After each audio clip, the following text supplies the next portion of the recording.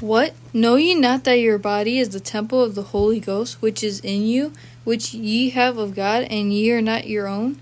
For ye are bought with a price. Therefore glorify God in your body, and in your spirit, which are God's. 1 Corinthians 6:19-20. Sacrifice. When you hear that word, maybe you picture Old Testament images of the temple, complete with priests, goats, bulls, and rams. Fire and blood and oil mingled in the scenes, as things were dedicated to God at altar.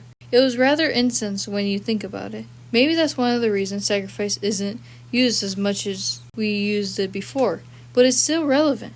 Although we no longer perform animal sacrifices on an altar like they did in the Old Testament day, God still calls us to sacrifice. In 1 Corinthians 6:19, the Apostle Paul wrote that our bodies are the temple of the Holy Ghost, and we are not our own. The Old Testament temple was a place where God's presence, or God's glory, resonated. Before the temple was built, God lived among his people in the tabernacle. The tabernacle and the temple are now just fragments of ancient history, but that doesn't mean God has stopped living with his people. Paul wrote that ye are bought with a price, 1 Corinthians 6:20. Indeed, Jesus gave his life on the cross as the ultimate sacrifice. This sacrifice paid the price to buy us back from sin, so that we are now belong to God because of Jesus' sacrifice. We are also called to make sacrifices. We don't physically sacrifice ourselves in death, as Jesus did, but God asks us to give us other things in sacrifice.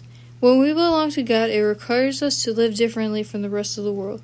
The earth is filled with sin and darkness, but we are called to stand out as light unto the darkness. As God's glory was experienced in the temple, God's glory can now be displayed through us. When we sacrifice our own desires for God's desires, we are the light that he created us to be. So what are we called to sacrifice? We are called to sacrifice any desire that would lead us to sin. We will face temptation, but we must resist this temptation and say no to sin in order to be holy and special people that the Lord desires us to be. Application. Sometimes we are also called to surrender our times, our plans, and our want. Giving these up may seem like a sacrifice, but whenever God asks us to sacrifice something, we know that he will equip us with strength. And though it will be more like Christ, when we make sacrifices for God, we bring him glory, and through us, God's glory is displayed to the world around us.